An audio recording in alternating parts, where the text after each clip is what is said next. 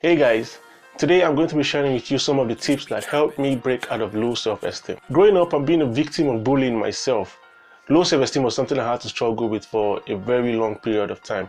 Way after primary school, going into secondary school, I had to deal with low self-esteem. But most people didn't know because I was just dealing with it internally and just trying to figure it out myself. But at some point, I knew that the negative effect of this low self-esteem would be something I really needed to get out of my life. If not, I wasn't going to get a better life. So what I did was to begin to look for ways that I'll be able to deal with this stuff before it dealt me any further. Some of the tips that I was able to get and were helpful to me are the tips that I'll be sharing with you guys on this video, and I hope that you find it helpful. Trust me, if you apply some of these things to basically all of this stuff into your life, you're going to get a positive result. Trust me, because I was there myself, and these are the things that I did that helped me pull out of low self-esteem, and today I'm living a better life. So number one was I had to identify that there was a problem.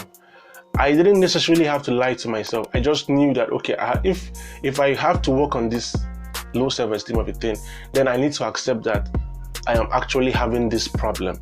And one of the ways that I was able to identify that I was suffering from low self-esteem was the fact that I wasn't comfortable being in the midst of people. I wasn't my best self when I'm around people. I was always, burying my head in the ground. I couldn't just be myself when I'm around people.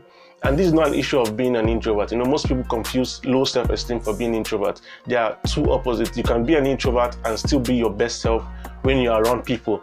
But trust me, when you are suffering from this low self-esteem or inferiority complex or whatever, you are around people, but you cannot just be your best self. You are always seeing yourself lesser than you are around people, and that was a challenge for me. I was able to identify, or that was the privilege I had, being able to identify that, okay, yes, there was a problem, and this problem has to be addressed.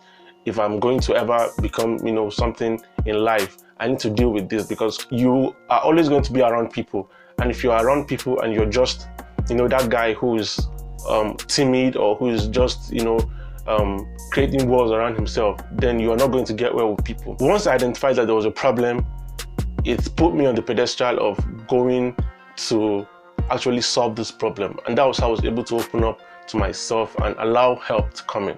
So that was the first thing I did. I was able to identify that there was a problem. Since I had identified that there was a problem, the second thing was I surrounded myself with people who loved me.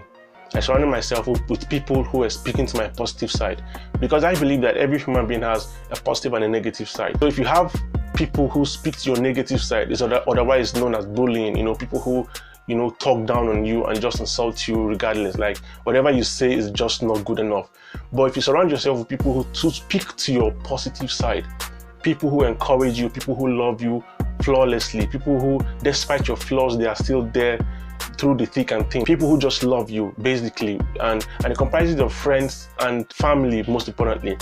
So once I surrounded myself with people like that, my family and a few of my friends who were speaking to my positive side, who saw the good in me, who encouraged me, and who, when I felt like I wasn't good enough, those are the people who stood by me and encouraged me and made me put my head up and just get at what I was going to do. It really helped me get over low self-esteem. And that's one of the things that I want to encourage you on right about now. Surround yourself with people who love you, people who see your good, people who, despite your flaws, they are there for you to encourage you and to just pick you up when you fall. It is very important. If you must get over low self-esteem, you have to, most importantly, surround yourself with people who love you. So the third thing was that I basically just accepted my flaws. One of the things that actually cause low self-esteem, at least for me, I can speak for myself, is this negative body image that people have of themselves. Like I used to have them also, because growing up, I used to have like this skin irritation on my head, on my eyes, and just some part of my body like that, on my skin basically. And it really shattered my self-esteem, because I wasn't comfortable around people, and especially in school, growing up as a kid in school, people always make fun of you when you are like that in school. But then once I grew up and I was able to accept myself for that person that I was, having this challenge, because I had gone to the hospital to try treating this stuff over and over and over again, but it just wouldn't go, and since it wasn't something that was communicable, it was just something that this is just part of me, I had to deal with it. And I needed to accept this person, this guy is me. I just need to deal with it. And if you're not cool with it as a person, if you cannot be my friend because I have this stuff, then you can just deal with it. Yeah, basically I needed to accept myself for who I was, because trust me, there's always going to be somebody who is more prettier than you, handsome than you, taller than you, shorter than you, fatter, thinner. There's always going to be somebody better.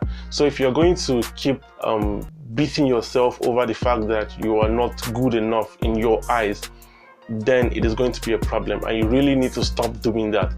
I on time knew that I needed to stop doing this to myself, and really helped me seeing myself better and just loving myself for who I am regardless. So another thing that helped me was that I had to stop, like literally I had to stop trying to be a perfectionist.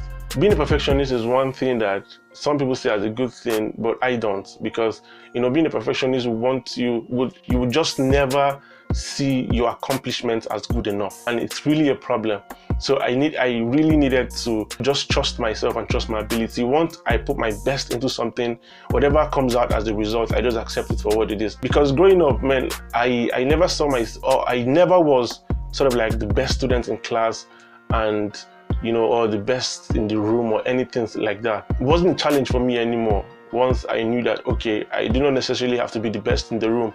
Once I put my best at something, whatever comes out as the result, I accept it and I just take it. Okay, I did my best and this was what I was able to achieve. So why beat myself over it anymore? So I wasn't in competition with anyone, literally. That's just what it means. Once I put my best at something, then I accepted the results. Like, this is my hard work and this is what, the result I was able to get. And then it's just fine by me. I wasn't, putting pressure on myself to be what I was not. I wasn't in competition with anyone. So I want to encourage you, if you are that sort of person who wants to be a perfectionist, who never sees your work as good enough, try look at it from another perspective. Appreciate yourself, appreciate your work that you've done, and just encourage yourself basically. I know that this is my work, this is the best that I can put up with. I'm not saying that you should settle for less. I'm just saying that trust your hard work, trust your effort, and believe your effort. It's one of the ways that really helped me to get over low self-esteem. So yeah, I hope that this video was helpful. I needed to keep it as short as possible so you'll be able to watch through till the end. But please and please, if you're new to the channel, please like this video, share to your friends. This will be very helpful to them, and subscribe to this channel. You might also want to turn on the notification bell so that you will be the first to see new videos when I post them. If you're a returning subscriber, thank you so much for coming back. I love you so much. Tony Adama signing out. Peace.